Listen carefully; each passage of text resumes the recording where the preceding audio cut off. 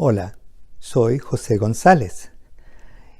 Al llegar al 12 de octubre, estamos llegando al aniversario cristiano de América, de nuestro continente, porque fue el 12 de octubre de 1492, cuando los primeros cristianos llegaron, encabezados por el almirante Cristóbal Colón, a nuestras costas y sentaron pies y tomaron posesión a nombre de sus jefes que los habían enviado y autorizado, los reyes católicos Fernando e Isabel de España. Trajeron con ellos la cruz. Colón personalmente trajo su Biblia. Sabemos, por ejemplo, en qué baúl venía la Biblia que trajo Colón en su segundo viaje, porque el manifiesto del contenido de cada barco está escrito y se ha conservado. Sabemos que en su tercer viaje la usó, la empuñó en manos en una escena que uno de sus marineros describió. Y sabemos que Colón citó la Biblia a un par de centenares de veces en un solo libro, el libro de las profecías de Cristóbal Colón, y se refiere a la Biblia en numerosas cartas y otros diarios de navegación, a otros escritos que se conservan de la época.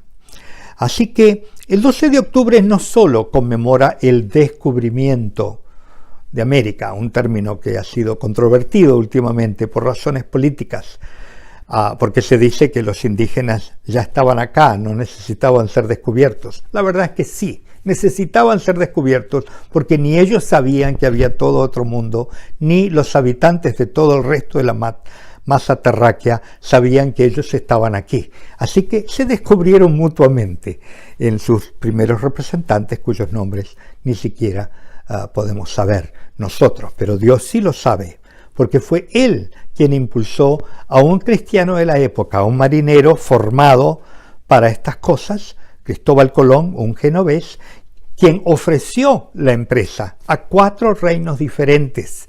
Primero se lo ofreció a Portugal, él vivía en Portugal, se había casado con una portuguesa, pero el rey de Portugal no le prestó atención. Vino a España, por 7 años trató de que la corona española le aprobase y financiase su primer viaje. Mientras tanto envió a su hermano a Francia, quien trató con el rey de Francia. Su hermano le escribió al rey de Inglaterra. 4 reinos tuvieron como mínimo la oportunidad de ser los portadores del Evangelio a nuestra América, pero le correspondió a España. Son los caminos de Dios. Colón nos trajo el cristianismo de su época, el único que había, porque en 1492 Lutero ni había nacido, sino que, por tanto, la reforma protestante no había comenzado. Así que debemos, creo que los cristianos de América, reconocer en esta fecha una fiesta cristiana, un aniversario de la llegada del Evangelio a las Américas. El Evangelio que había no es el mismo Evangelio que desde entonces ha vivido y crecido en una reforma protestante y en una contrarreforma por parte de la Iglesia Católica. Fundamentalmente es el mismo mensaje, pero tiene una versión mucho más bíblica, más adecuada y ajustada a lo que dice la palabra de Dios, más literalmente, y otra versión que es una evolución más o menos purificada por parte de la Iglesia Católica, del papado, del catolicismo que conoció Cristóbal Colón. Pero ciertamente es la siembra de un cristianismo viviente, vivido por Cristóbal Colón y por muchísimos otros de su época. No todos, evidentemente. Sabemos que el papado en aquella época había caído en un desprestigio espantoso, había mucha carnalidad. El papa era un español, Rodrigo Borgia, había comprado la silla papal, sobornando a cardenales, unos desmanes y escándalos espantosos del momento, lo cual no quita que fue Dios quien envió a Cristóbal Colón a este descubrimiento, ni quita el hecho de que lo que él sembró aquí y los sacerdotes que vinieron después de él, los españoles que vinieron con todas sus imperfecciones, sembraron en nuestras costas el cristianismo que había. Esa fue la llegada del Evangelio.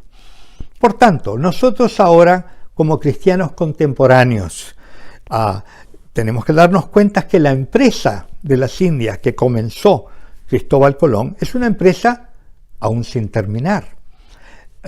En nuestra propia vida y en nuestra propia cultura necesitamos aquella reforma que Colón mismo pidió en 2 de sus cartas, diciendo: aquí nos hacen falta más religiosos, no para enseñarles a los indígenas, sino para reformar nuestra fe, porque somos peores que ellos, dice, sus costumbres nos han conquistado a nosotros. Sí, necesitamos entre nosotros en nuestra cultura un evangelio más pujante, más influyente, mejor vivido, especialmente mejor vivido. No es tanto un problema de doctrinas, sino que es un problema de obediencias, de vivencias, porque la desobediencia que vino con el cristianismo español de aquella época en el siglo XVI, esa misma desobediencia, nosotros seguimos viviendo un cristianismo a medias, y hasta que eso no cambie, no habrá realmente llegado todo el Evangelio, toda la palabra de Dios, a producir todo el fruto por el cual el Señor nos la envió. También tenemos una deuda misionera, porque Cristóbal Colón en su primer viaje portaba cartas del rey de España para el rey de la China, el Gran Khan, porque pensaba que estaba cumpliendo una promesa hecha 200 y pico de años antes, respondiendo al pedido del Gran Khan de la época de Marco Polo, que pidió 100 misioneros que vinieran a enseñarles la fe a sus nobles en China. Y los españoles, inspirados por Colón, quien había leído y subrayado este pasaje en el libro de los viajes de Marco Polo, le dieron a Colón una carta para el rey de la China, creyendo que de esa manera podrían cumplir esa promesa. Esa promesa de llevar el Evangelio hasta los últimos confines de la tierra es una que nosotros como cristianos latinoamericanos hemos heredado. Y yo creo que es parte de la visión de Dios para nosotros, un continente que es una amalgama de razas de todas las naciones de la tierra, el llevar nuestro evangelio que Dios nos ha dado en este último siglo, un evangelio pujante, multiplicador, llevárselo a todas las naciones de la tierra para así cumplir la voluntad de Dios.